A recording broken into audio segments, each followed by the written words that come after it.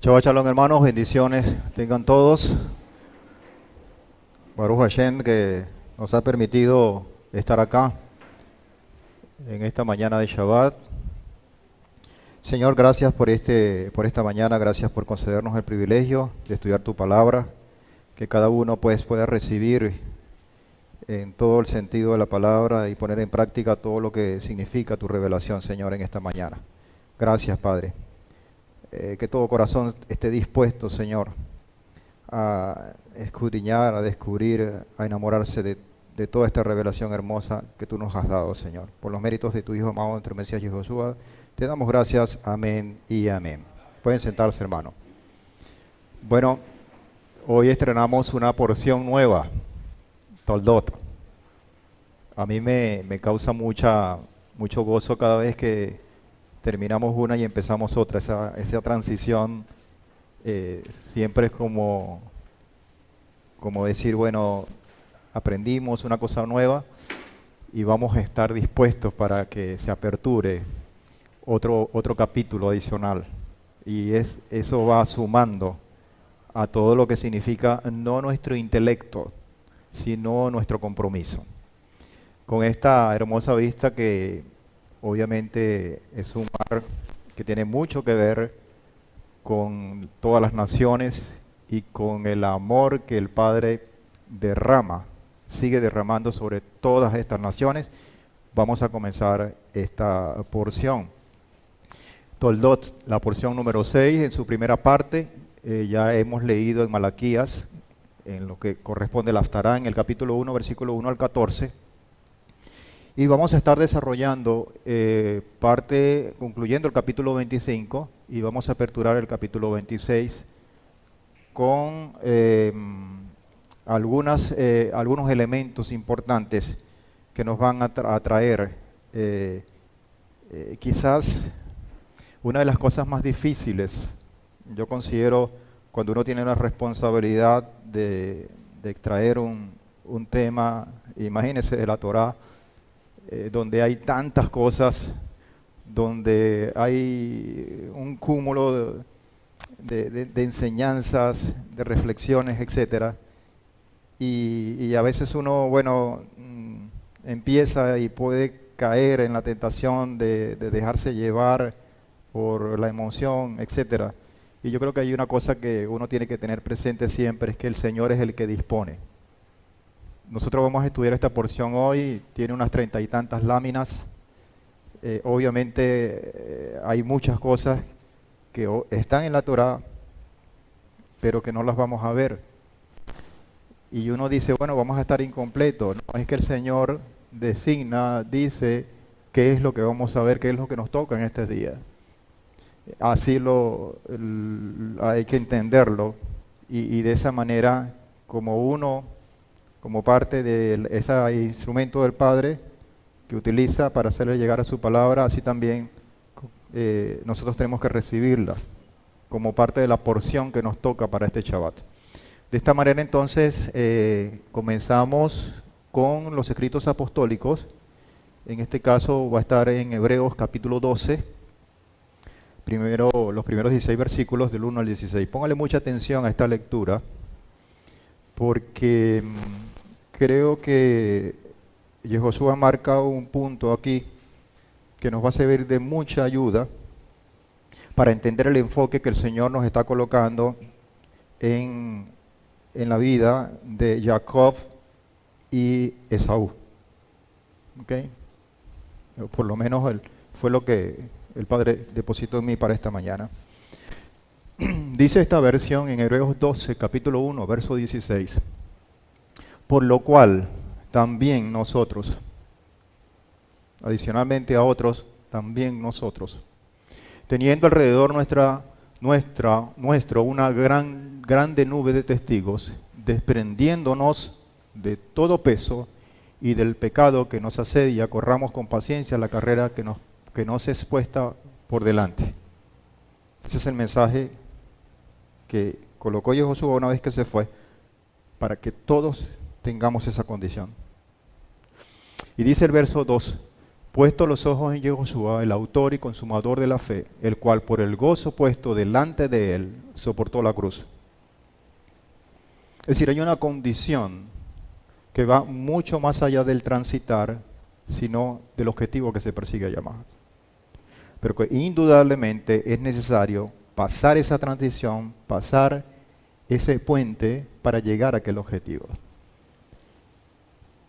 Y esto hay que decirlo con mucha determinación, porque falsamente, a lo mejor con toda la mejor intención, nos han enseñado que Dios es un Dios que no quiere que sus hijos pasen penurias o pasen pruebas.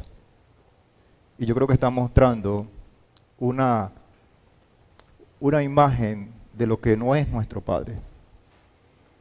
Repito, dice el verso 2 del capítulo 12, puesto los ojos en Yahushua, el autor y consumador de la fe, el cual por el gozo puesto delante de él, soportó la cruz.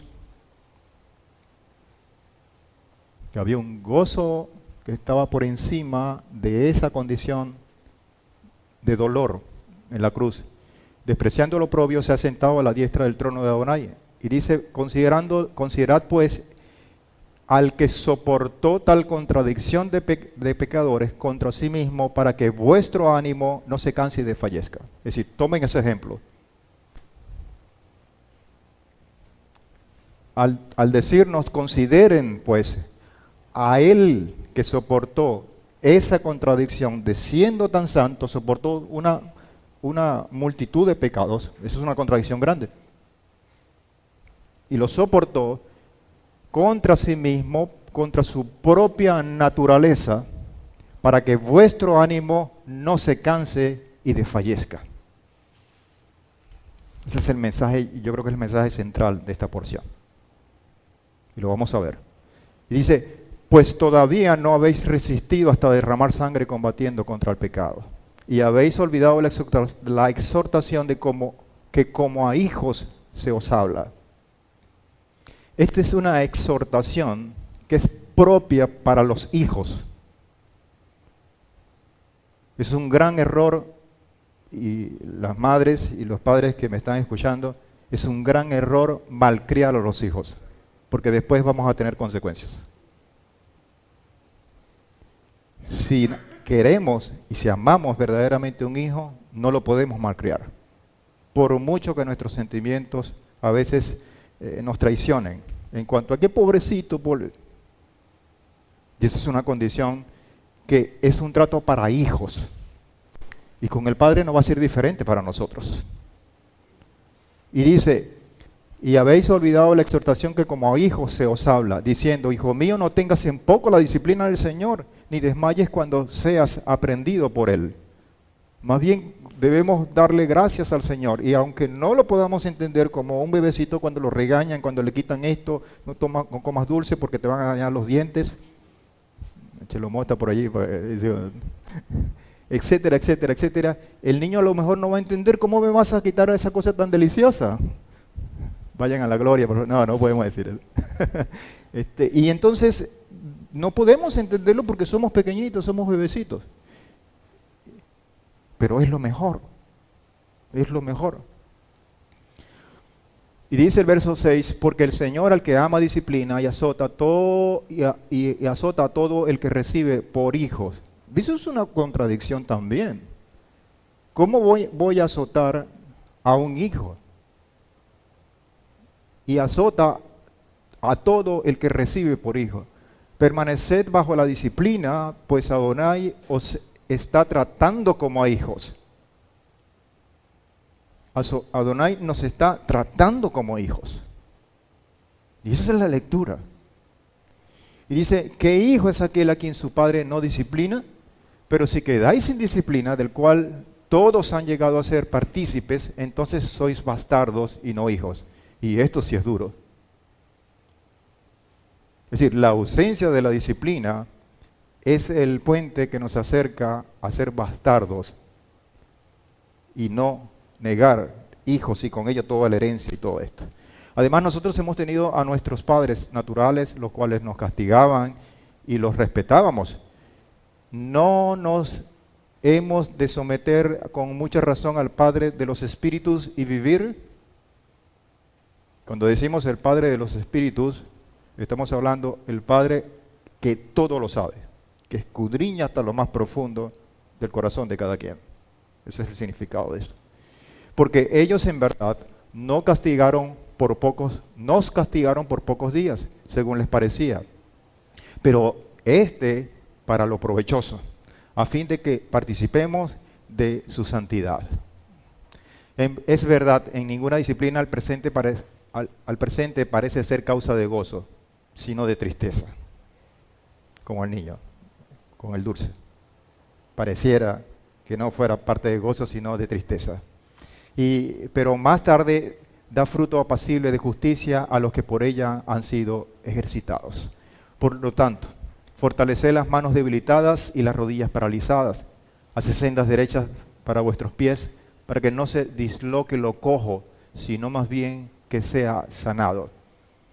Seguid la paz con todos y la santidad, sin la cual nadie verá al Señor. Vigilando que ninguno quede privado de la gracia de Adonai, no sea que brotando alguna raíz de amargura os perturbe, y por ella muchos sean contaminados. Y este segmento cierra con el verso 16 de Hebreos 12, donde dice: no haya ningún fornicario o profano como Esaú, que por una comida vendió su primogenitura. Este es el abreboca que nos da la introducción para estos elementos.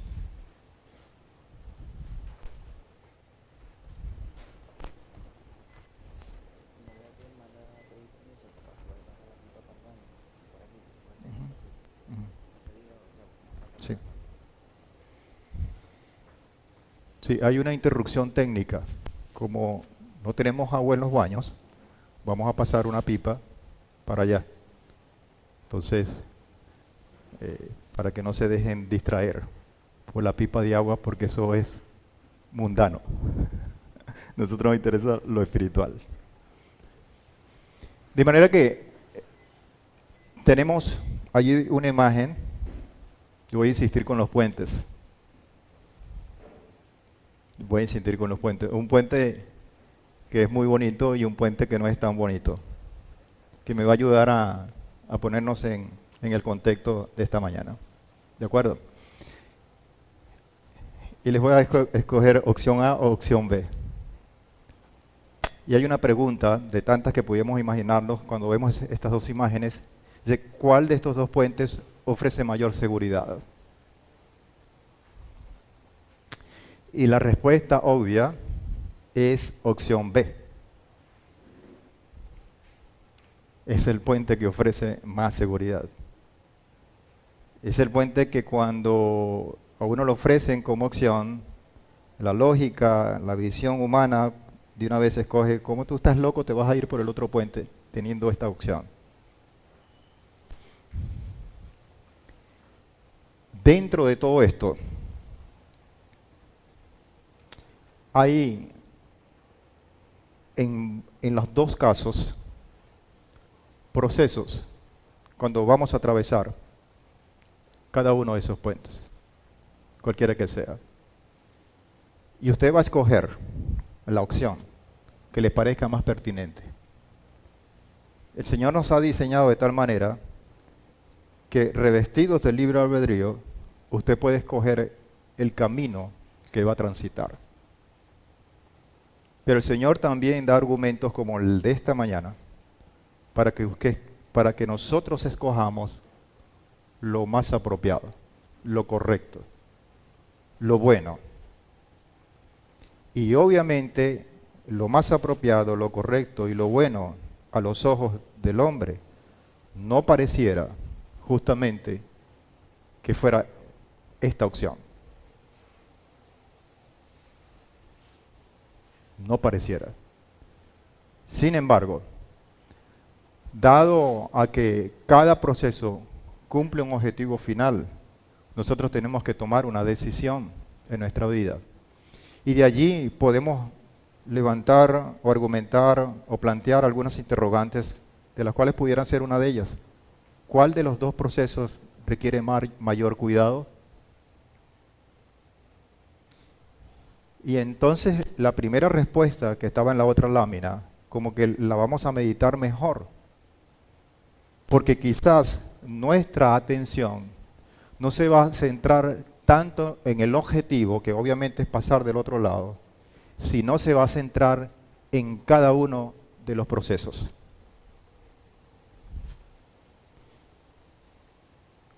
La opción A, que es ese puente endeble, casi que se cae, es la que requiere muchísimo mayor cuidado al transitar. Esta es la opción que escoge nuestro Padre para nosotros, sus hijos. Y yo coloqué muy a propósito procesos y objetivos. Y claro que el objetivo es importante. Pero el Señor nos está diciendo esta mañana que cuidemos los procesos. Por una razón muy sencilla.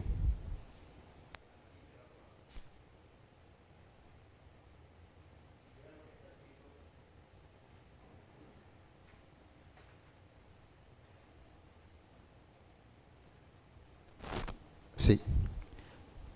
La forma como está estructurada la Torá. Y nos vamos a dar cuenta que el Señor está colocando todo, o mejor dicho, la mayoría del hincapié en el proceso y no en el objetivo. Y no es que el objetivo, oye, no, es una barbaridad decir lo que no es importante, para allá vamos. Pero él cuando dice, no tomen el camino de los filisteos, sino que vayan alrededor del desierto, nos está diciendo, tienen que ser procesados. Y cuando toda esa condición, desde Bereshit hasta Devarim, hasta Deuteronomio, hasta el último libro de la Torá, comienza, es la descripción de cuidar precisamente ese proceso. De hecho, la Torá no termina, y lo hemos dicho una y mil veces, en que todo el pueblo entró y todo fue bien. O sea, la Torá está como incompleta, entre comillas, en ese sentido. Porque fue Josué el que permitió que entrara y ustedes saben lo que pasó. Pero la Torá no termina, sino en el quinto libro, no termina después. Por lo tanto, le está diciendo, tomen el camino, este que está acá, vigilen el proceso que los va a llevar al objetivo. Porque en esta condición yo estoy cuidando mi proceso. En aquella condición yo estoy confiado en que esto me va a soportar para cumplir esto. Y me olvido de mi vida. Cuando analizamos las vidas paralelas de un Jacob y de un Esaú, vamos a ver esos dos puentes. Y esta mañana el Señor nos va a enseñar de qué manera son sus criterios y de qué manera nosotros debemos tener nuestras propias condiciones para tener las mejores de las decisiones, basados en esta consideración.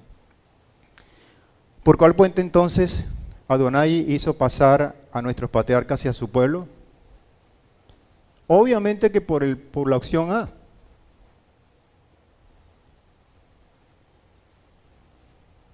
Por allí fue que hizo pasar. Y para nosotros va a ser diferente, ¿ustedes creen? Acabamos de leer a Hechos, capítulo 12, en Yehoshua. El puente por donde transitó, entre comillas, Yehoshua no fue el puente B, fue el puente A.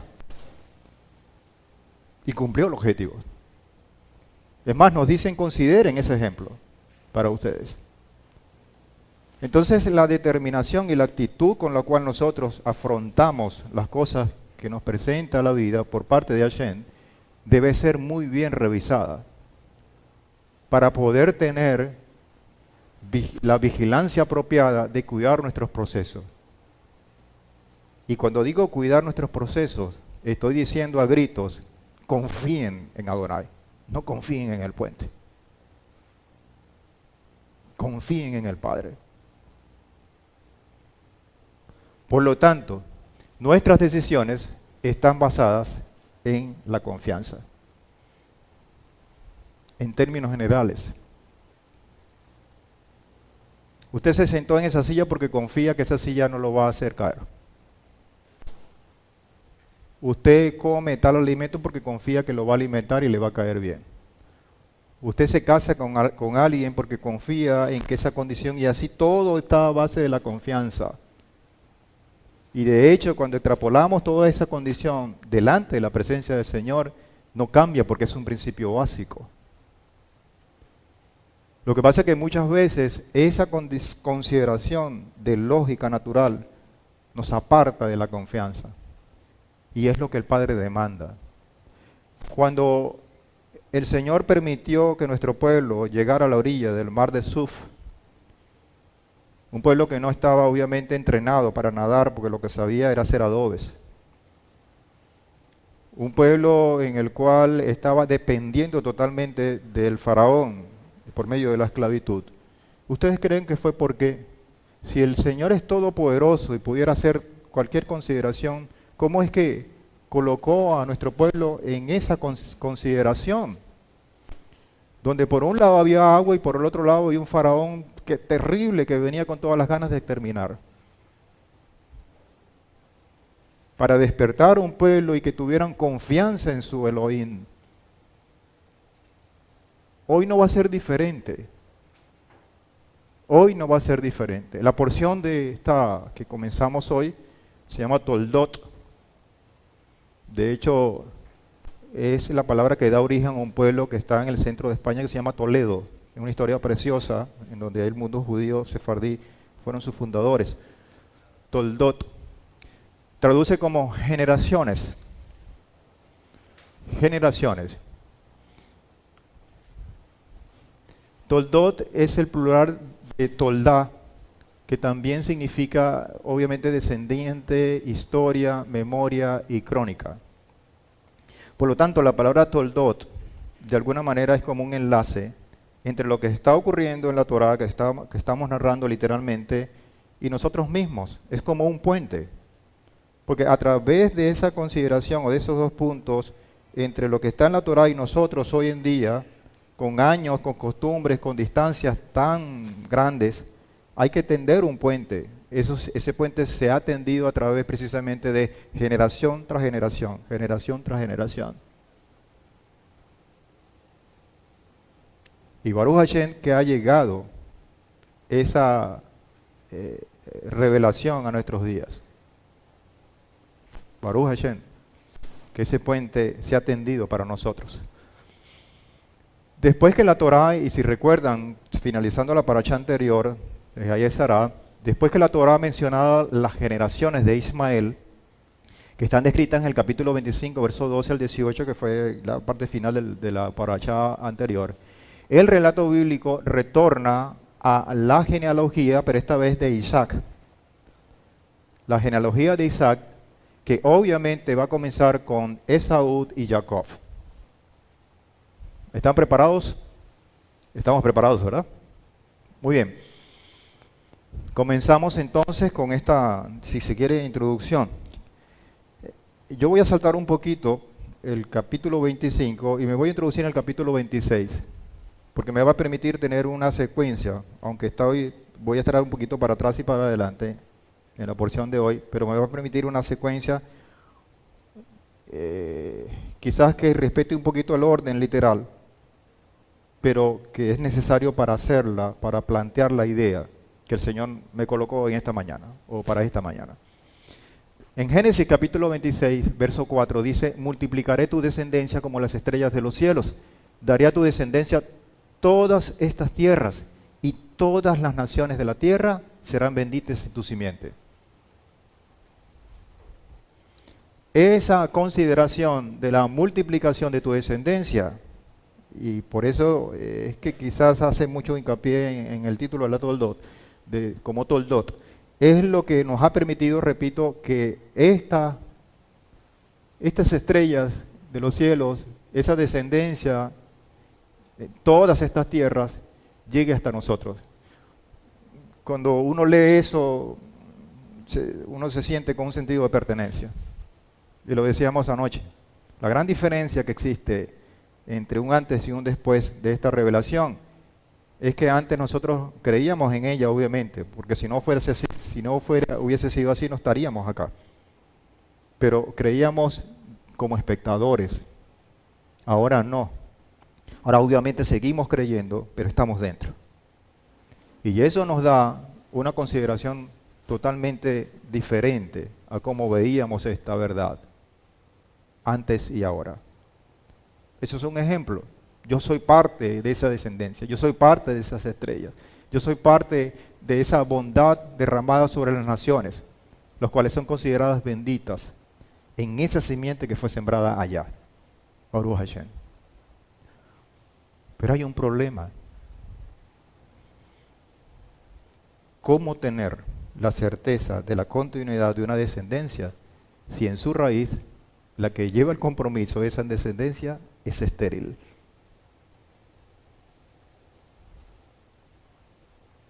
Obviamente aquí comienzan los puentes delicados, débiles, endebles.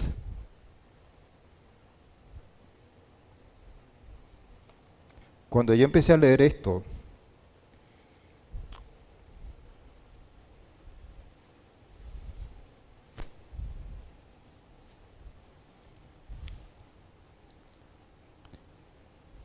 yo dije, Señor,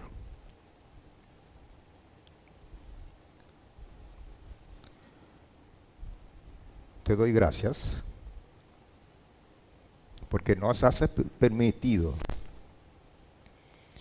escoger esa opción. Y aunque pudieran estar enfrente de nosotros opciones que den soporte, que aparentemente nos den garantías para tomar nuestras decisiones y seguir un rumbo, tú nos has dicho, por aquí no, volteate, es por aquí.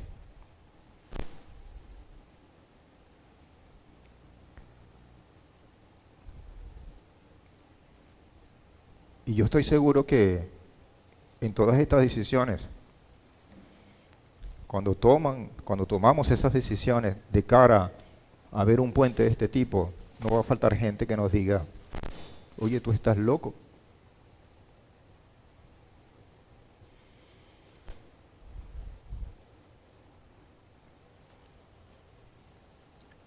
Esta es la primera consideración que está. Y ahí venían muchas preguntas. ¿Cómo es que teniendo ese propósito como última meta, como tal, de multiplicar la descendencia, de ser el receptor de las promesas dadas a Abraham como padre, Isaac se casa con una mujer y es estéril? Yo no puedo entender eso, pudiéramos decir, Isaac, en este caso. Sin embargo, el padre está apuntando precisamente a un proceso, y ese proceso tiene que ser con Rivka, la cual era estéril, porque tenemos que tener una plena seguridad en que el padre va a cumplir sus objetivos, pero él dicta la forma cómo lo vamos a lograr, el propósito en su vida, y nosotros tenemos que ser obedientes a ellos. Y vamos a ver de aquí hasta que finalicemos, y vamos a tratar de extraer en esa relación, dentro de las promesas depositadas por Hashem a Abraham y de Abraham a Isaac, cómo es que fueron esos procesos con este puente, para ver qué tanto nosotros nos parecemos a esa condición. Ahora, pero la historia no termina aquí. Si estamos hablando de multiplicar tu descendencia, ¿cómo es que muchas mujeres hebreas que son determinantes, puestas en sitios estratégicos por el propio Padre para que cumplan ese propósito de tener toda esa bendición de hijos, cómo es que muchas mujeres hebreas han sido estériles? Sara, 70 años, Rebeca, la estamos viendo, 20 años, Rachel, 14 años, Hannah, que dicen los estudiosos que fueron 19 años sin tener hijos. La madre del profeta Samuel, imagínense ustedes, Hannah, teniendo esa consideración. Es decir, a todas ellas, con un propósito grande, sublime, no les fue presentado precisamente un puente en el cual ofrecía esa seguridad, sino un puente indeleble, por supuesto, porque tenían que revisar sus procesos, tenían que ver de qué estaban hechas. Y en esa condición de vigilar todo ese transitar, fortalecer su carácter para ser dignas de para los que han sido llamados, o para los que hayan sido llamadas estas mujeres en este caso. Y aquí viene una proyección hermosa para nosotros, porque cuando leemos en Éxodo capítulo 1, verso 16, el primer capítulo ya vecino a Bereshit, dice, pero los hijos de Israel,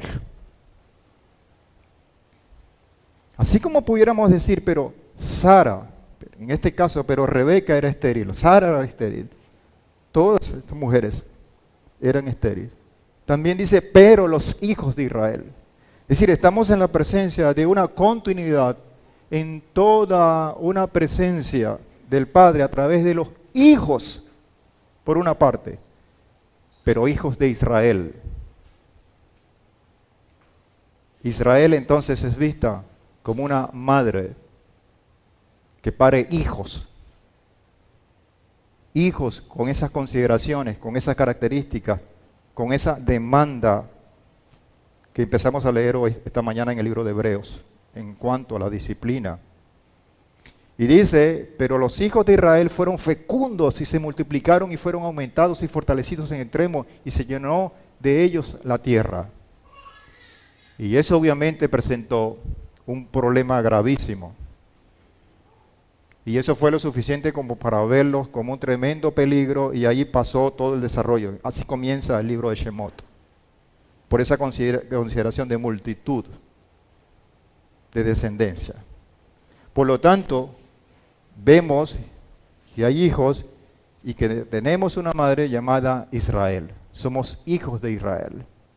Ahora, esa madre Israel tuvo o está pasando, y con ella estamos pasando nosotros también un proceso en el cual un profeta lo habla de forma muy clara, ya proyectando esa consideración que tuvo Rivka, Raquel y todas estas madres que fueron estériles en su principio, para Israel como madre, y viéndolo en forma profética también sucedió lo mismo. Por ende me toca, nos golpea a nosotros. Y fíjense cómo dice el profeta Isaías 49:20. Los hijos que dabas por perdidos te dirán de nuevo. Unos hijos que se perdieron. Cuando sabiamente nuestro Padre permitió esa diáspora, de la cual usted y yo somos frutos,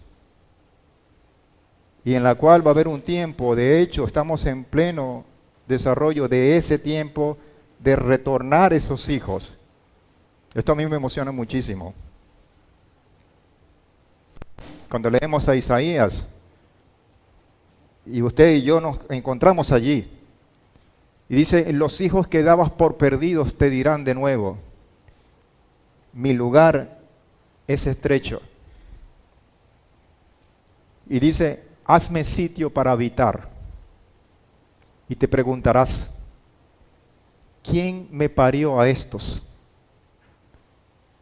Obviamente está hablando una madre de sus hijos, unos hijos que daban por perdidos, y que estamos en presencia de un rescate, de una consideración de retorno otra vez.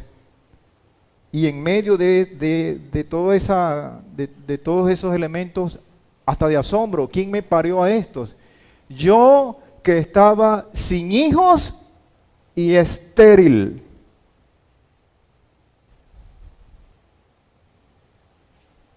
Igual que Sara, igual que Rivka. ¿Quién me los ha criado? Yo me había quedado sola. ¿De dónde me vienen estos? Y así dice Adonai, he aquí, con mi mano hago seña a las naciones. ¿Y sabe qué? ¿Cuál es la seña? Como dice esta versión que el Padre está utilizando para llamar la atención a esos hijos. He aquí yo hago con mi mano seña a las naciones, alzo un estandarte a los pueblos.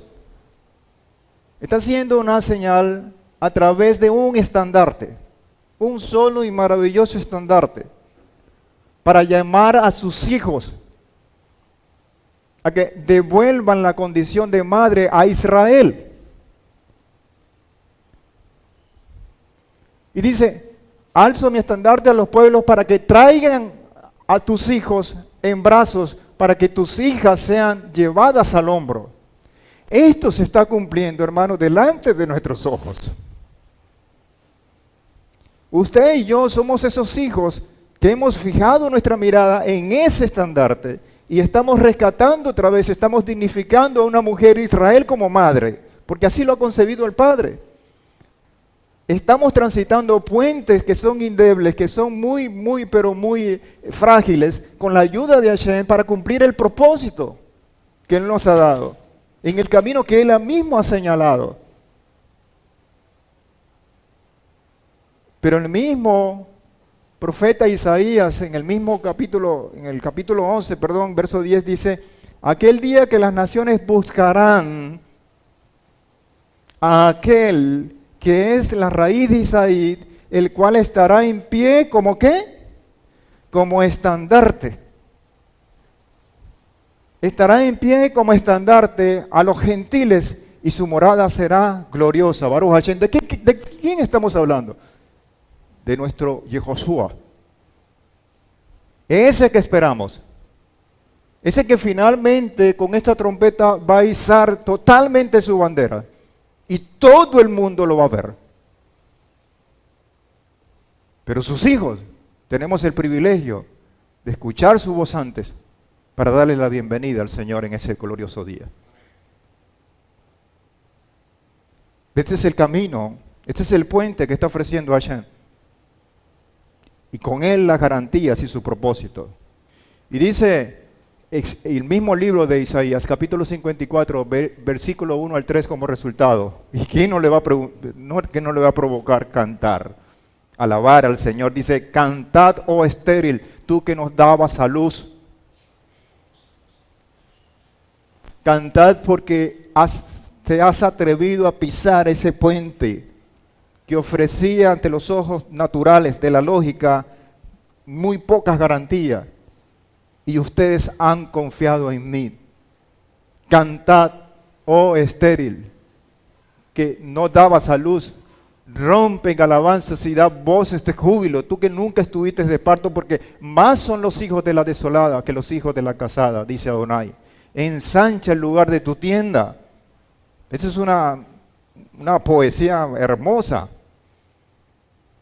en el cual está la tienda, esa que hemos enseñado tanto, donde mora toda la presencia del Padre. Le dice, ensancha esa tienda, ese velo como morada, para que puedas arropar, porque los hijos son grandes, numerosísimos. Dice, ensancha esa tienda, extiéndase las cortinas de tu habitación. Y dice, no te detengas, alarga tus cuerdas, esas cuerdas que tensan esas pieles, esas cubiertas, porque va a ser muchísimo más grande. Dice, alarga tus cuerdas y fortifica tus estacas donde se van a amarrar esas consideraciones para que no se caiga esas tiendas, porque te extenderás hacia la derecha y hacia la izquierda y tu descendencia desposeerá las naciones y volverán a poblar ciudades desoladas. Esto es lo que está delante de nuestros ojos, dice Hashem. Esto es lo que nos permite ver un poco más allá de quizás las dificultades, obviamente, que están allí, que son reales, que no las podemos negar. Pero que detrás, o muy profundamente, hay un propósito sublime. Hay que descubrir esto, hermano. Hay que atrevernos a ver qué tanta confianza nosotros tenemos en Hashem para dar un paso. Aunque la lógica nos pueda decir que es una locura. El camino con el Eterno no es un camino fácil. De hecho, la Torah nunca nos miente. todas las escrituras, Torá, Tanakh, todos los escritos apostólicos, todos, nunca disimularon o nos engañaron al decir esto, si crees en esto, bueno, vas a tener, y claro que hay bendiciones, pero el camino no va a ser fácil, dice más bien que son estrechos las sendas. Este camino está lleno de situaciones que se pudieran convertir en motivos para tirar la toalla, para rendirnos. En Génesis capítulo 25, verso 21, 20 al 21, nos narra, permítanme la palabra, la receta de Jacob. La receta de Isaac, perdón.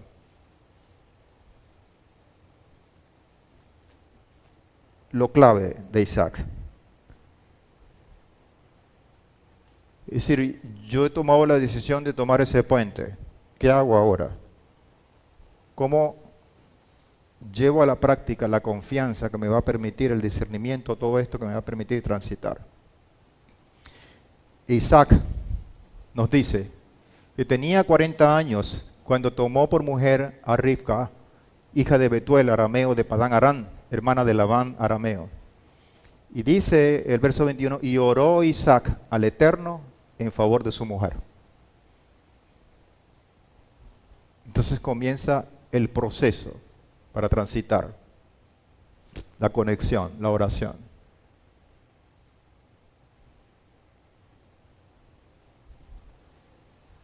No decir mi mujer no tiene nada, no, hay un problema allí.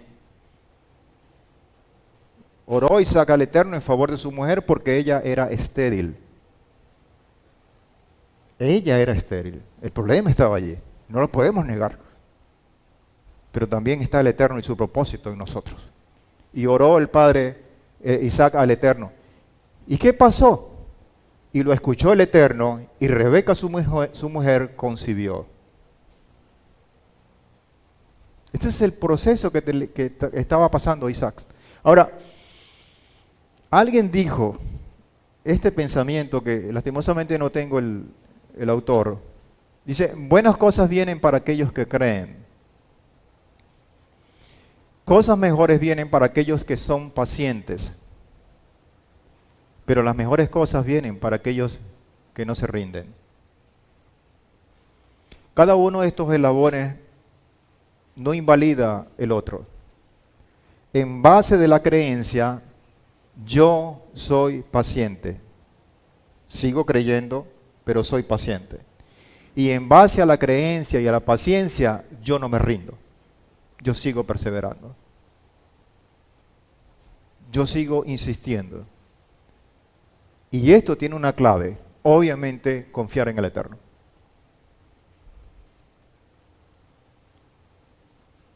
A veces la oscuridad, yo no sé cuántos vieron ustedes en el detalle de la fotografía, que ese puente de tablas lleva hacia un sitio oscuro,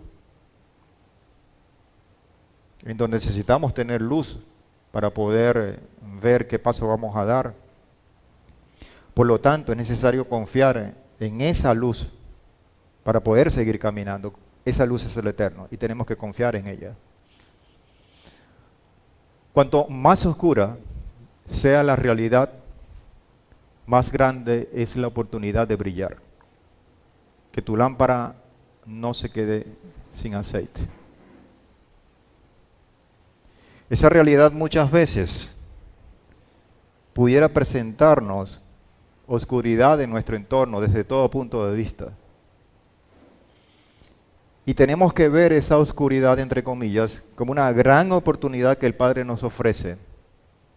Porque la luz es más efectiva, más brillante, alcanza más beneficio en medio de la oscuridad. En la claridad no sirve la luz. Está de más. Brillas en la oscuridad. Por lo tanto, ante un entorno oscuro, nuestra lámpara debe estar repleta de aceite. No podemos conformarnos solamente con tener una lámpara, que es importante.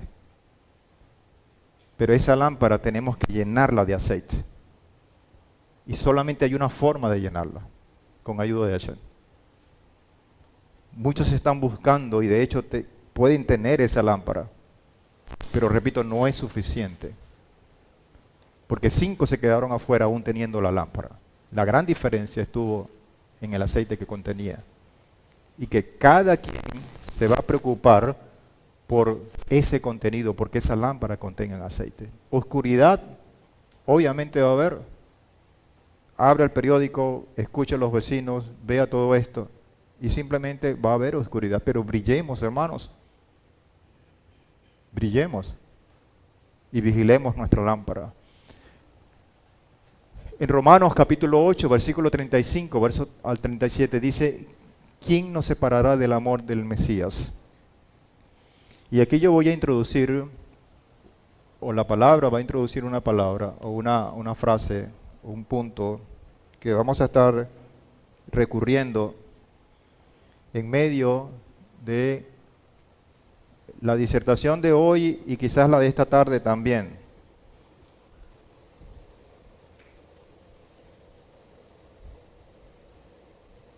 Que es amor.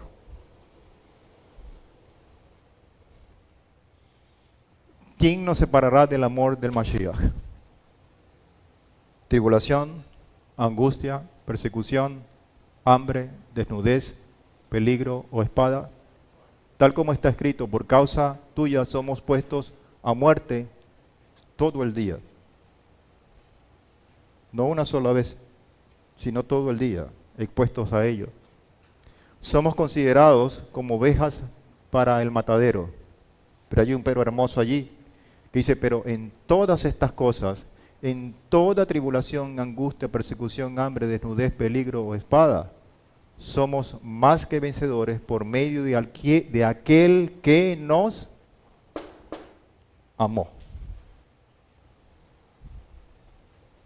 Por medio de aquel que nos amó. Por lo tanto, podemos decir que la situación se circunscribe en esto que estamos hablando en un asunto de amor. Eso quiere decir que vamos a salir haciendo dibujitos de corazones y florecitas rosadas aquí. No es ese amor.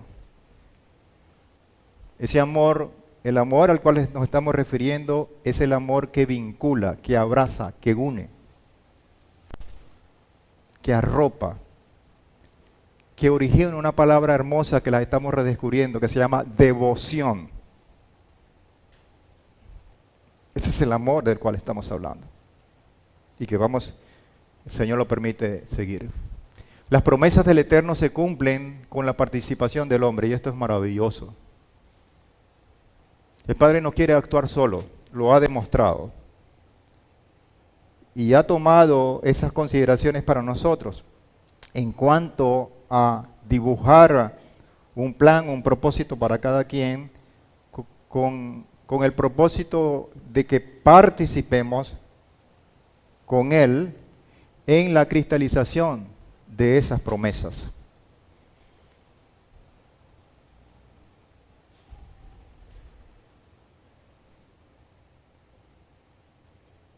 Hay tantas cosas de las cuales nos ha dotado el Señor.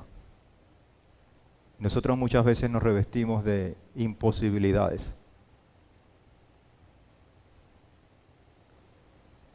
Y en medio de esa fotografía no es precisamente un sitio en donde haya abundancia. Hay abundancia, pero de trabajo, de obligaciones.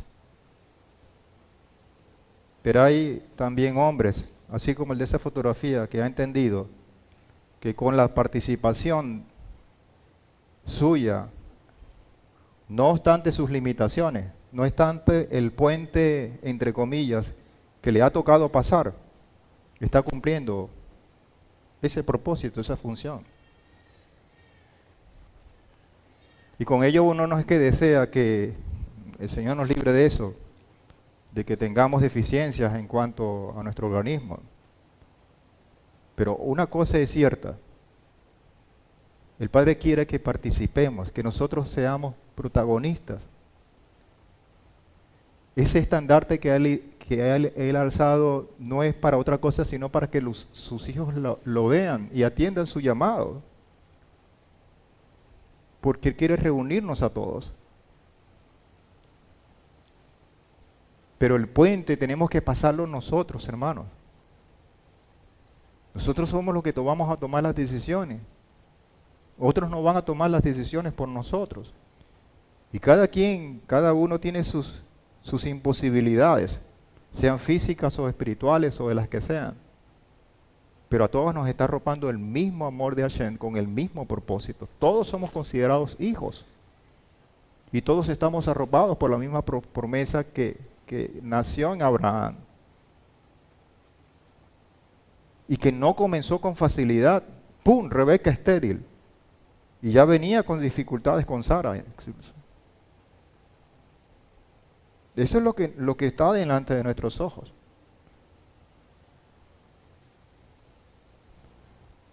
Y oró Isaac al Eterno en favor de su mujer. Isaac participó. Isaac no vio su limitación, sino que él agarró esa limitación. Yo dije, yo quiero participar. Y la forma, como él está exponiendo, es la misma forma que hoy permanece vigente. Orar al Señor. Unas versiones dicen, suplicó al Señor. Suplicó al Señor por el problema de la esterilidad, de la infertilidad de Sara. Esa palabra oración, aunque no aparece allí, en el hebreo, está relacionada con que Isaac hizo subir incienso de alabanzas al Padre. No dice literalmente orar, sino que hizo que se elevara un incienso de alabanza al Señor. Eso es lo que traduce esto. Allí. Isaac.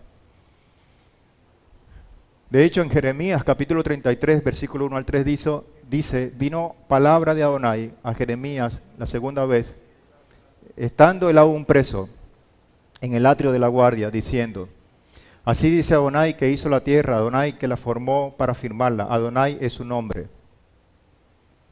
Fíjense cuántas veces aparece el nombre antes de la famosa expresión del verso 3. 4 veces aparece el nombre de Adonai. Adonai fue el que habló. Adonai hizo la tierra. Adonai la formó para firmarla. Y Adonai es su nombre. Y esta expresión es lo que está diciendo el Padre con esas características. Clama a mí y yo te responderé y te enseñaré cosas grandes y ocultas que tú no conoces. Por lo tanto, la consideración que ha tenido Isaac es valedera para los profetas y por ende es valedera para nosotros. Ahora, llama la atención, por lo menos a mí me llamó la atención, que Jeremías, aún estando preso, no surgió como respuesta a esa consideración, clama a mí y yo te daré la libertad, que era lo lógico pensar, porque él estaba preso. Sino que él dice, clama a mí y yo te responderé y te enseñaré cosas grandes y ocultas que tú no conoces. Y uno en la mente lógica pudiera decir, ¿y eso para qué me va a servir? ¿Me puede dar la libertad esa consideración? Yo lo que quiero es estar libre. Clama a mí y yo te responderé y te enseñaré cosas grandes y ocultas que tú no conoces.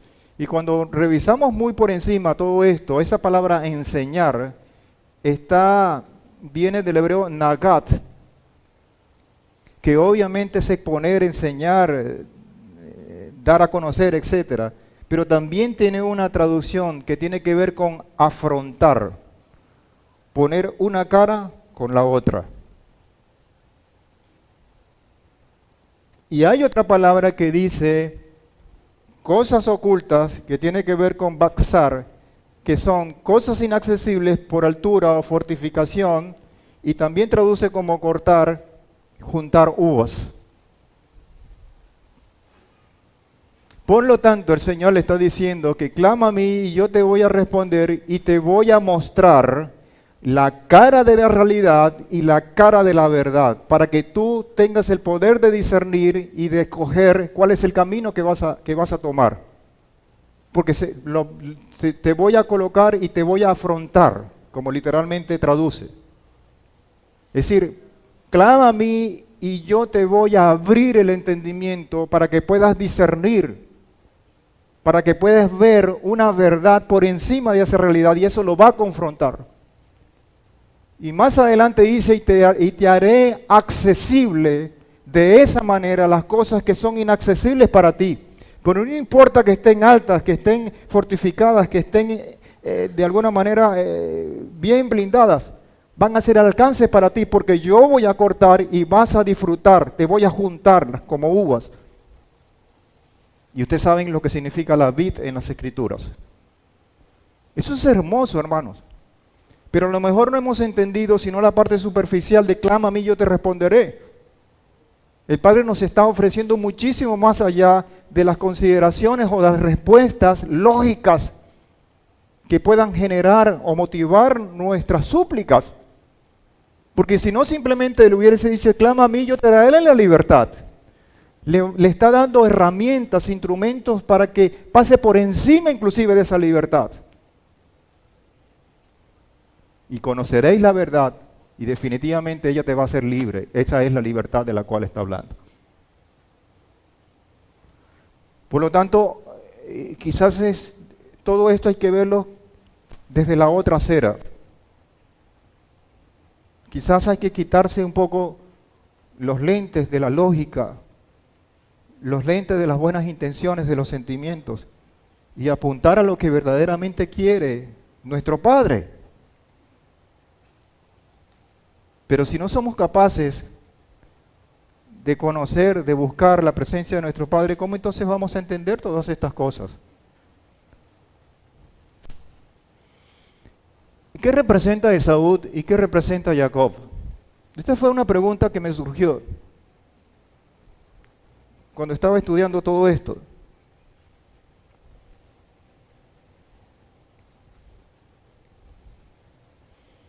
Y obviamente entre los dos personajes hay un antagonismo tremendo. Hay diferencias abismales aún viniendo del mismo vientre. Hay una diferencia abismal entre uno y el otro. Hay propósitos totalmente diferentes asignados a uno y al otro.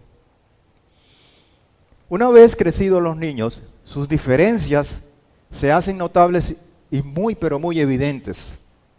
Esaú es el hombre rudo y astuto, como todo cazador.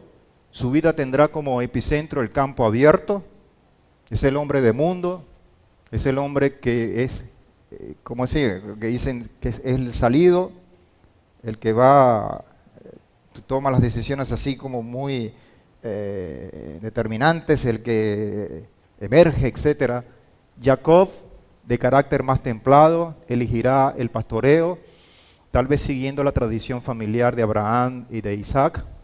Por lo tanto, Jacob será más sedentario, más meditativo, más cercano al desarrollo de la vida espiritual. Son dos mundos que se estaban enfrentando y que siguen enfrentados hoy. Esaú y Jacob representan los dos puentes que vimos en la introducción. Esaú y Jacob representan esos dos caminos que ilustramos al principio. Encontramos en estos dos hermanos un eco de semejanza con los primeros hermanos de la historia, en carne de Caín y Abel, labrador y pastor respectivamente. Esas consideraciones de antagonismo se siguen repitiendo hasta ahora, solo que el escenario de esa consideración contraria entre Esaú, entre comillas, y Jacob, está en nosotros también, solo que lo llamamos de otra manera. El alma que está luchando por reinar y el hombre interior. Ese antagonismo, esa lucha sigue estando vigente en nuestro interior. Por lo tanto, vamos a revisar un poco eso con esa perspectiva interna de ver esa lucha. En Génesis 25:26 dice, y después salió su hermano con su mano asida al talón de Esaú y lo llamó Jacob. Isaac tenía 60 años cuando ella los dio a luz. Aquí hay una figura que me atreví a colocarla. Dice, como la cabeza simboliza el principio de algo, el talón significa su final. ¿Quién salió primero? Esaú. Esaú aparenta ser la cabeza, lo que emerge. De hecho, eso es lo que evidencia sus actos, su vida. Es lo que se expone, quizás lo que ofrece majestuosidad, seguridad y todo esto. Detrás viene Jacob. Ha sido de la última parte donde terminó el cuerpo de Esaú, allí comienza Jacob. Es decir, donde termina Esaú, comienza Jacob. Si trasladamos o extrapolamos esa consideración a esta perspectiva que estamos hablando, podemos decir, donde termina la realidad, comienza la verdad. Esto, si se quiere, es el drama que está dibujado allí. Y es, entre otras cosas, entre múltiples cosas, lo que desea mostrar el Señor en esta mañana. Lo que por lo menos el Señor colocó en mi corazón para que le dijera. Los dos están allí. Es más, están en una lucha. Dice Génesis 25:22, y los hijos luchaban. Estaban agitados allí. Y esa lucha y ese agitar es porque no había acuerdo, porque los dos ofrecían posiciones diferentes. Luchaban, se agitaban dentro de ella, dentro del vientre de Rebeca, y ella dijo, si esto es así, ¿para qué yo? Y fue a consultar al Eterno. Y esa consideración o esa cosa o esa decisión que tomó Rivka rindió sus resultados. Cuando dice al final del capítulo 25 de Bereshit, del verso 22, y fue a consultar al Eterno, obviamente el Eterno le dio la revelación.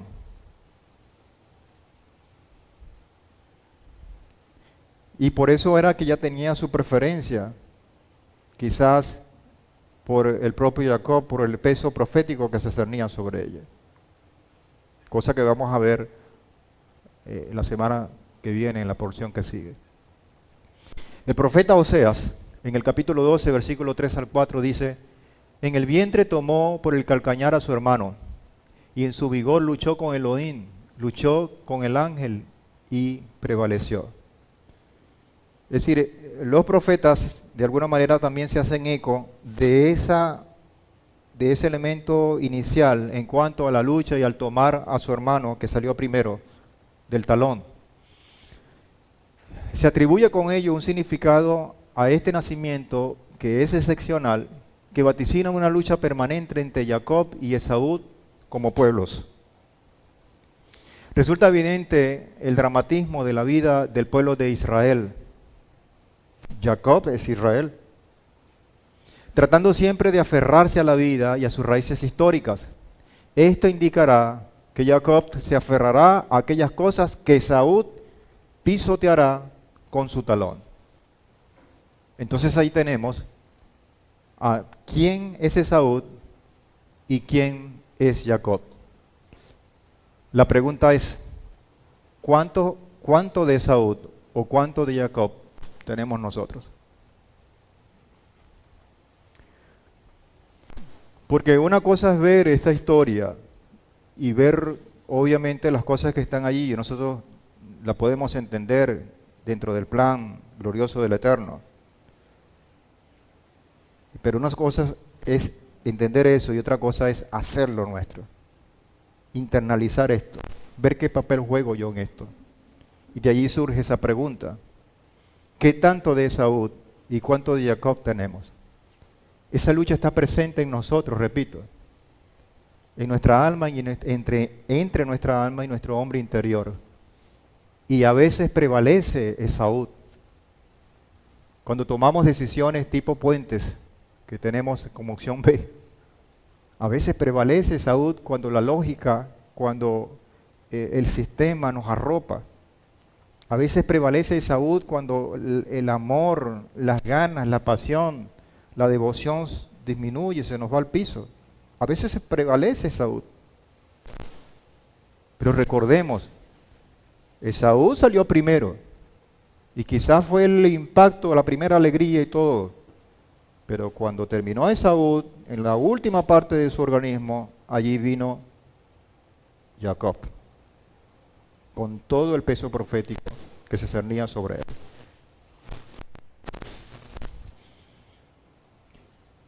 Daniel capítulo 2, versículo 34 al 35, nos habla de esta consideración, de prevalecer. Porque una vez que se garantiza el nacimiento o que se confirme pues todas las descendencias, las generaciones, como se llama esta porción, la cuestión es en cuánto va a prevalecer. Dice Daniel capítulo 2 versículo 34 al 35, estuviste mirando hasta que una piedra fue cortada sin ayuda de manos y golpeó la estatura de sus pies. Golpeó casi el talón, así como Jacob a Esaú. Fíjate cómo se ve esto en proyección. Y golpeó la estatura de sus pies de hierro y de barro y los desmenuzó. Entonces fueron desmenuzados todos a la vez: el hierro, el barro, el bronce, la plata, el oro. Y eso es lo que nos ofrece el mundo. Eso es lo que nos ofrece esa opción B como puente. Cosas tan sólidas, tan tangibles, tan incluso valiosas en el sentido material como el oro, la plata, el bronce, pero que obviamente están llenas de hierro y de barro también. Y esa piedra que no fue cortada o fue cortada sin ayuda de manos, todo lo desmenuzó desde el punto en el cual se apoyaba. Y quedaron como el tamo de las eras en verano, y el viento se los llevó sin que quedara rastro alguno de ellos. Y la piedra que había golpeado la estatua se convirtió en un gran monte que llenó toda la tierra. Eso somos usted y yo. Esa es esa simiente evidenciada, cristalizada hoy día, hermano. Y esa piedra se llama Yehoshua HaMashiach. Eso es lo que en forma hermosa, hasta poética, nos está ilustrando el Señor con el nacimiento de una manera increíble de Esaú y de Jacob para esta mañana. ¿Quién va a prevalecer en esa lucha? El hecho de que Israel estaba agarrando el talón de Esaú significa que finalmente será el que tome el dominio en el mundo. Con la venida del Mashiach ben David, todo imperio será derribado. Y eso es lo que esperamos, hermano, en poquitos días, con el sonido del shofar. Esa es nuestra expectativa. Eso es lo que anhelamos. Pero tenemos que atravesar esos procesos de puentes débiles, de puentes indébiles, apuntalados a punto de confianza con el Señor. Hebreos capítulo 12, versículo 16, dice al final de la lectura que hicimos en los escritos apostólicos, que no haya ninguna persona inmoral. Esta versión dice inmoral, la otra versión que he venido dice que fornica, algo así. Que no haya ninguna persona inmoral ni profana como Esaú. Es decir, que no prevalezca el pensamiento de Esaú, que sea eliminado, así como la piedra eliminó a esa estatua, que vendió su primogenitura por una comida. Y esa palabra profana, que ya la hemos estudiado en otras ocasiones, es del hebreo hol, que significa común, y viene de una raíz que significa hacer hueco, perforar, vaciar, dañar, romper. Por lo tanto, ¿qué significa Esaú para nosotros? aquello que es común, que está en todas partes, que usted enciende la internet, enciende las noticias, enciende y se consiga invadido por todos los medios de comunicación. ¿Qué es lo que habla el vecino? ¿Qué es lo que habla a todos? Y que por esa condición de abundancia pareciera que fuera una verdad contundente, que confunde, porque todo el mundo la sigue. Sin embargo, dice que hace hueco, que perfora, que vacía, que daña, que rompe el pensamiento del Eterno. Eso es lo que está delante de nuestros ojos. La invitación entonces es que abramos, hermanos, toda nuestra visión, nuestra audición espiritual, que podamos discernir. Mire, yo les invito de corazón, a que venga esta tarde, porque vamos a hablar de 3 elementos claves para alejarnos de Saúl y acercarnos más a lo que representa Jacob, que es la devoción. Vamos a presentar lo que expone nuestro Padre a través de una base que se llama amor, y que ese amor se va a convertir en actos concretos que evidencian lo que queremos para nuestras vidas, a través de nuestra devoción, con 3 columnas importantes, que es el conocimiento, que es el discernimiento y que es la sabiduría. No hay mejor forma de tomar el camino o el puente que representa a Jacob si no es ese. Y esta tarde lo vamos a exponer. Podemos entonces inferir que Esaú era una persona vacía por dentro con una imagen de respeto por fuera,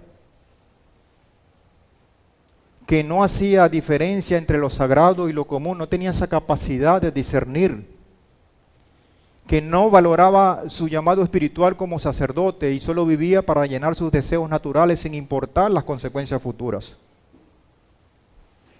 Pero repito, hermano, no veamos a Esaú lejos. Veámoslo como una advertencia seria, muy seria, que puede estar delante de nuestros ojos y que intenta obviamente confundirnos.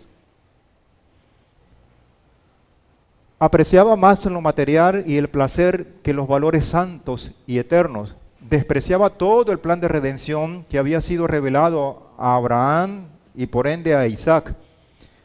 Con su manera de ser, dañaba la imagen del Eterno, la dañaba, la perforaba, le hacía huecos. Y no podría ser ni el representante de la familia del Eterno, ni el canal de bendición para las naciones. Estaba descalificado. Pero el Padre permitió que naciera. ¿Por qué? Por la misma razón de que Él nos está invitando a transitar esos puentes que ofrecen aparentemente mucha fragilidad. Por esa razón le permitió. Por esto Hashem lo aborreció, como está escrito en Malaquías capítulo 1, versos 2 al 3. Yo os he amado, dice Hashem, y volvemos otra vez. Yo os he amado, dice Hashem, pero vosotros decís, ¿en qué nos has amado? ¿No era Esaú hermano de Jacob? Y como decís, si vas a amarnos así como llamaste a el gemelo de Jacob, ¿no era Esaú hermano de Jacob? Declara Hashem. Sin embargo, yo amé a Jacob y aborrecí a Esaú e hice de sus montes desolación y di su heredad a los chacales del desierto. Eso es lo que está presentando esto. Seguimos con las aparentes imposibilidades en este camino. Ahora se presenta una consideración de hambre. Son las 11:25. ¿Quiénes tienen hambre acá? Yo tengo hambre. Pero no esa hambre.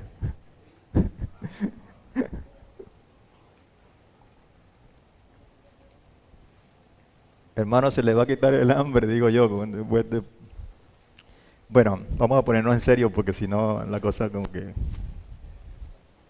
Esa es otra dificultad que pasó, ese es el otro puente, la otra tablita que casi se cae en el agua, el hambre. De hecho, dice en Génesis capítulo 26, versículo 1 al 2, y hubo hambre en la tierra, además del hambre anterior que vimos en Abraham, que había ocurrido durante los días de Abraham.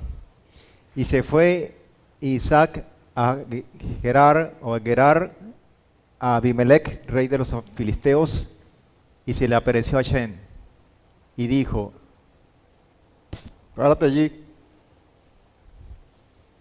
allí, no desciendas a Egipto, quédate en la tierra que yo te diré. Otra vez, lo ilógico, lo que no es obvio, emerge. ¿Cómo es que me voy a quedar aquí si aquí lo que hay es hambre? Yo no me puedo quedar aquí. Ahora, el asunto, usted dirá, bueno, pero es que el More me está diciendo que yo estaba pensando irme para Panamá, para Ecuador, porque aquí lo que estaba pasando es hambre, ¿no? Y me está diciendo que no me vaya. No, cada quien tiene su propósito. El Eterno quiere que usted se vaya, así sea para donde se vaya, va a cumplir el propósito del Eterno. El problema no es que aquí estemos pasando hambre y allá no, o allá sí y aquí no. El problema es que tenemos que obedecer al Eterno, a lo que nos diga Él. El problema es que tenemos que prestar atención. Hay alguien que tiene hambre allá hace rato porque se le están cayendo las cosas. Ese es el problema. Es ver, obedecer la voz del Eterno. Entonces, Él le dice, quédate en la tierra que yo te diré. Y aquí entonces empieza el proceso de ese puente, de esta otra consideración de ese puente, que es la figura que hemos tomado. Había hambre y el único lugar que presentaba la opción de abundancia, entre comillas, era Egipto. Es más, no solamente eso, sino que en la mente de Isaac obviamente estaba Abraham. Mi padre lo hizo, se fue a Egipto y el Eterno lo permitió, por lo tanto yo voy a hacer lo mismo. Porque en Egipto le resultó bien, es más, salió con su esposa lleno de riquezas y todo lo demás. Por lo tanto, Baruch Hashem, esa es la salida. Y el padre le dijo, no, esa no es la salida, quédate allá. Ahora, ¿qué representa Egipto? Obviamente sabemos qué es lo que representa Egipto. Esto fue una prueba de fe para el propio Isaac en el proceso. En esa condición que Él coloca para fortalecer nuestras vidas. Y aquí tenemos que establecer una cosa, la crisis nos la vamos a negar. Y esta crisis le podemos dar otro nombre, las pruebas que el Padre permite. Están presentes. Estas crisis van a generar el pedido de auxilio, la solicitud de ayuda, como lo hizo el propio Isaac. Y hay dos opciones, la ayuda que ofrece el Padre y la ayuda que ofrece el sistema, el mundo, Egipto, entre comillas. Esta ayuda es muy evidente, se puede palpar tangiblemente, es lo común, es lo que está allí. Es lo que se traduce en cuentas bancarias, en dólares, en esto, en aquello. Y esta ayuda es la que tiene un escenario parecido a ese puente, en el que hay que hacer un esfuerzo para ver qué hay detrás de todo esto. Yo con esto no estoy negando que despreciemos la ayuda del mundo. Lo que estamos diciendo es que encaucemos nuestro pedido de auxilio a Adonai y Él obviamente va a mover sus piezas, que son piezas del sistema, a nuestro beneficio. Pero primero lo primero, nuestro Padre. Así es que se trabaja. Porque obviamente si yo tengo una enfermedad, si yo tengo una necesidad, voy a conseguir ayuda en la ciencia. Pero si el Padre no dirige los médicos, no da los recursos, no da esto, en muy buenas manos que estamos en este sistema, eso no va a prevalecer. La clave es esto. Y el Padre moverá sus recursos, moverá sus piezas. Esa es la forma. Por lo tanto, es un problema de confianza, no en el mundo, sino en el Padre. Por eso esa consideración. Por eso es que el Padre nos dice tiene que pasar por este proceso. Hermanos, y esto no es, yo no estoy inventando nada. Vean, bueno, desde el propio Adán, y vea todo el proceder, échale un vistazo rápido a todos esos hombres y esas mujeres, hasta el mismo Yehoshua y todos sus seguidores. Esa es la misma forma.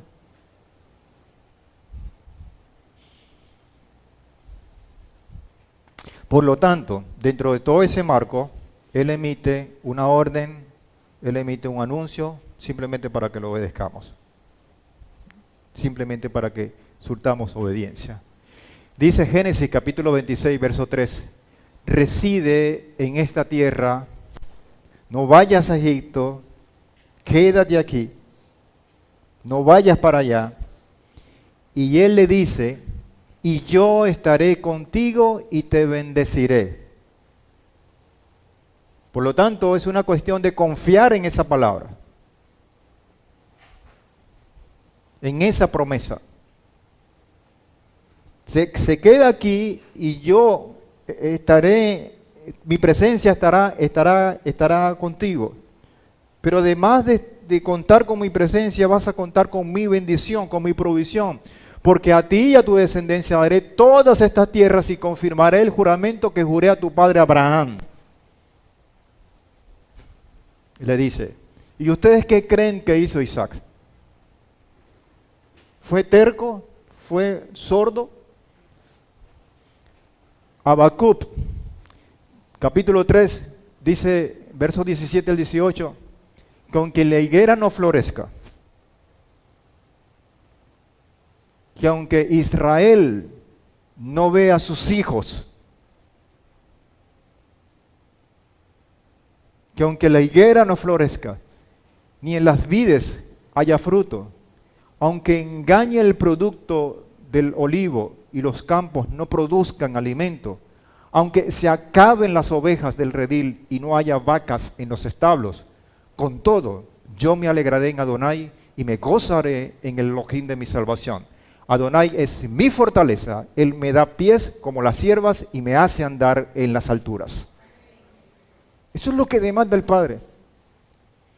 Esto que está acá en Habacuc, en el capítulo 3, es la lucha entre Esaú y el propio Jacob. Entre una realidad en donde la higuera no florezca, en las vides no haya fruto, en que haya engaño el producto del olivo, en que no hay producción de alimento, aunque todas estas consideraciones estén, cuenta con mi presencia, yo estaré contigo y te bendeciré. Ese es Jacob. ¿En quién vamos a creer, hermanos? ¿Qué camino vamos, dónde vamos a centrar nuestras decisiones? ¿Vamos a dejarnos invadir por lo común, por lo que está allí? Eso termina, hermano. Eso no prevalece. Génesis 26:4 dice, y multiplicaré tu descendencia como las estrellas del cielo, y daré a tu descendencia todas estas tierras, y en tu simiente se bendecirán todas las naciones de la tierra. Esa palabra se la dio, esa promesa se la dio el Padre en el capítulo 26, verso 4 a Abraham. Cuando Isaac recibe el testigo, recibe la consideración para ejercer su rol, le dice en el capítulo 12, verso 3, o al revés, esta palabra se la dio, a Abraham y aquella se la dio a Isaac. Dice Génesis 12:3, bendeciré a los que te bendigan y maldeciré al que te maldiga, y a ti serán benditas todas las familias de la tierra. Esta se la dio a Abraham, su padre, y aquella se la dio a Isaac, su hijo. Y en estas consideraciones dice, bendeciré al que te bendiga y maldeciré al que te maldiga. Y en ti serán benditas todas las familias de la tierra. Y que dice, y en ti serán bendecidas todas las naciones de la tierra. Ofrece una proyección de una característica mayor. En Abraham está hablando de familias que serán benditas. Y en Isaac estamos hablando de naciones que serán bendecidas. Por lo tanto, las promesas que el Padre da a sus hijos van creciendo, van creciendo, van creciendo. Y ninguna de esas palabras proféticas niega la anterior, sino que la fortalece, da más claridad, la profundiza.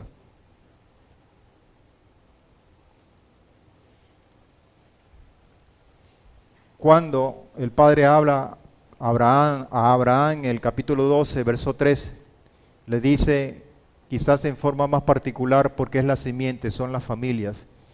Y de allí más adelante en Génesis habla de naciones, en el cual se proyecta esa bendición. Por lo tanto, si dejamos que el tiempo pase y esas promesas a través de ese tiempo, de generación a generación, se van fortaleciendo, llegamos hasta nuestros días. Con lo cual, estamos en unas promesas bien claras, bien nítidas, pero bien profundas, que amerita un gran compromiso. Porque obviamente las naciones se componen por familias y las familias se componen por personas. Y el Padre está hablando de esa simiente en Abraham, pero que se va a proyectar. Cada uno de nosotros, hermanos, tiene un compromiso. Y el compromiso nace en la familia. Esa cristalización de esas promesas nace en la familia, en la casa. Cuando nosotros nos reunimos acá, formamos esta gran familia y vamos a proyectar lo que tenemos en la casa. Y de allí esta comunidad se agarra, se abraza con otra comunidad y así vamos creciendo y somos un gran pueblo, pero que tiene una simiente en familias. Eso es lo que determina la grandeza de nuestro Padre.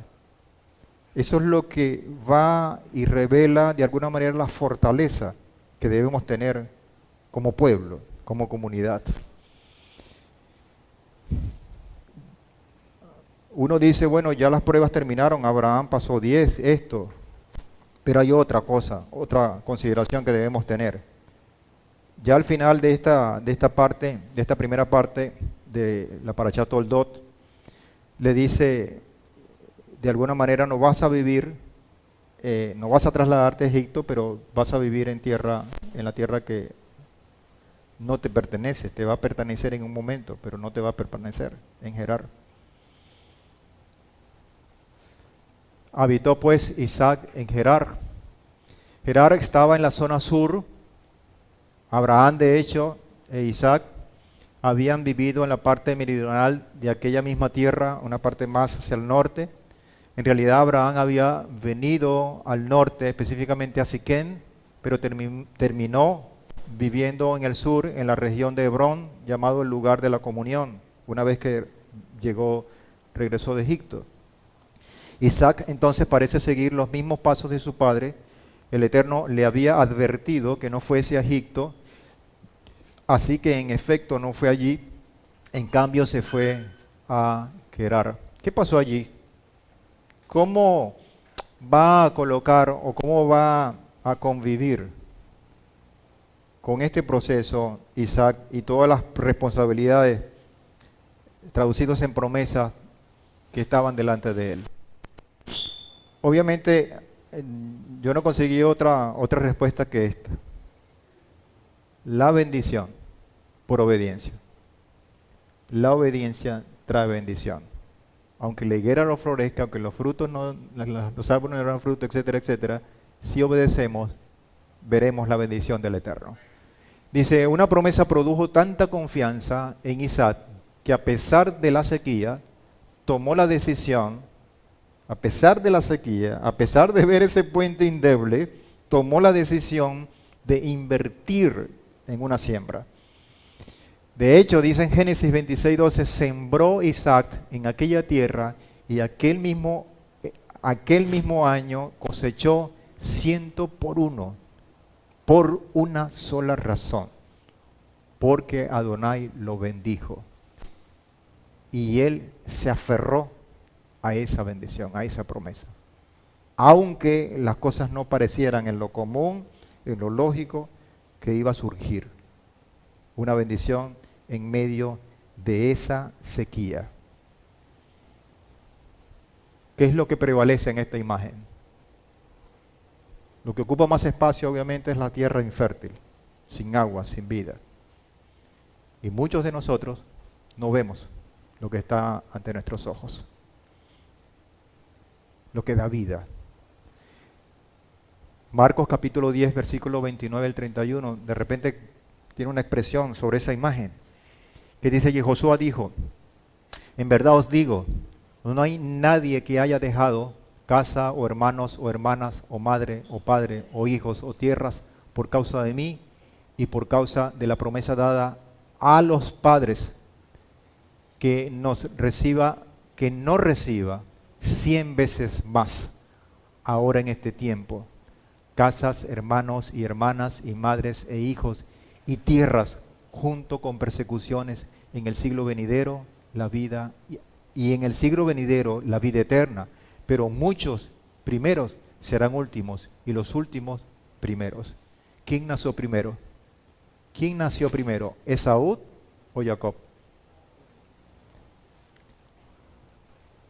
Jacob, siendo el último,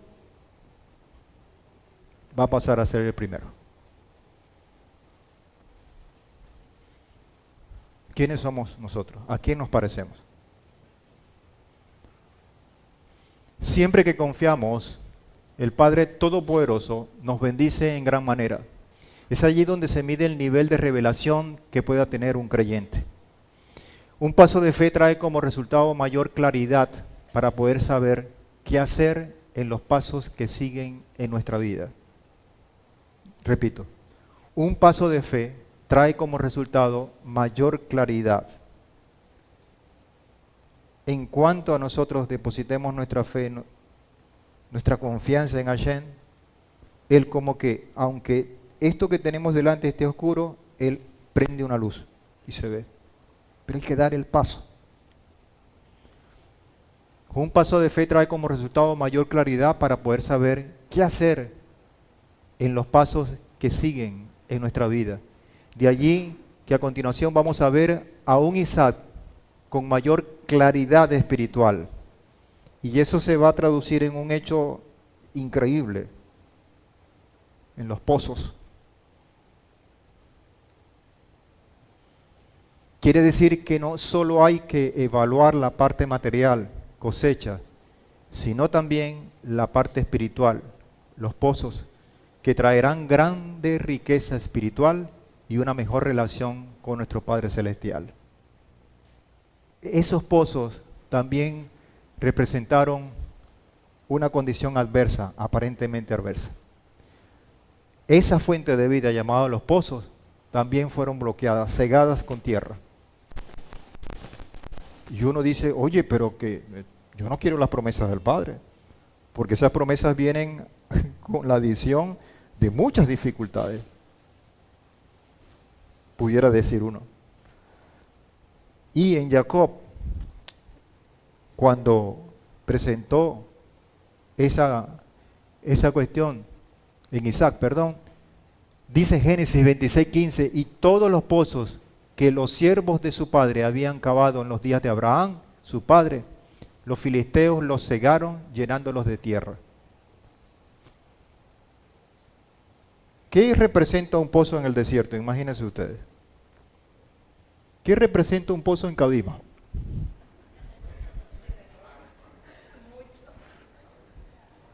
Oye, pero no puede ser, chico. Yo hablando, esforzándome de tantas cosas espirituales y yo lanzo esa bombita y a ustedes les salió Esaú por dentro. No puede ser. pero no importa, seguiré adelante. Dice Génesis 26:15, y todos los pozos que los siervos de su padre habían cavado en los días de Abraham, su padre, los filisteos los cegaron, los taparon. Un pozo es una fuente de vida y representa la fuente de la vida espiritual. El enemigo siempre intentará cerrar el paso entre nosotros y la fuente de vida espiritual que el Eterno nos ha dado. Eso significa la oración y la Torá. Mire, hay una figura que ahora se me viene a la mente, que los sabios han dicho en Abraham y en Isaac con respecto a los pozos, que es muy interesante. Y ellos dicen, la misión de Abraham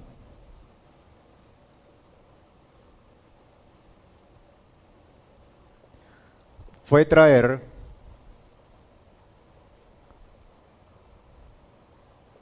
este padre en medio de un politeísmo como único a la tierra. Pero la misión de Isaac fue darle continuidad a esta responsabilidad que cumplió con creces Abraham, y su expresión fue profundizar esto con la imagen de los pozos y que llegue a lo más profundo de nuestras vidas. Eso hoy se traduce en oración y revelación.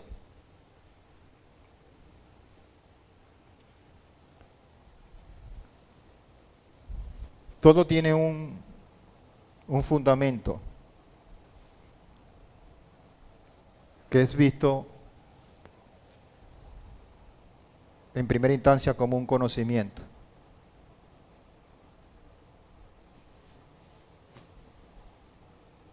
Estamos hablando de la Torá.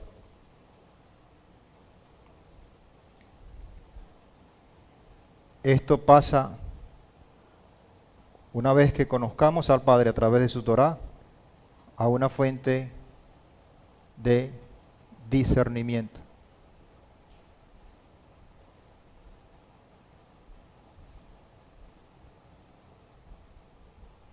Este discernimiento no es posible si no tenemos esta base para nosotros. Pero finalmente estas dos cosas sirven para abordar el terreno de la sabiduría, que es hacer lo correcto en el tiempo oportuno. Hacer lo correcto es lo que nos dice la Torá, y en el tiempo oportuno es lo que nos da la consideración del discernimiento. Esto lo vamos a estudiar esta tarde, porque esto se llama devoción.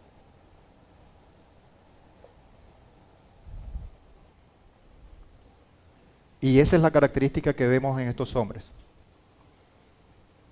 Hombres que tuvieron contacto con el Padre, conocieron su instrucción, sus mandatos, pudieron tener la facultad de discernir, decir, no vayas a Egipto, quédate aquí, y escogieron el camino, y obviamente tomaron las decisiones.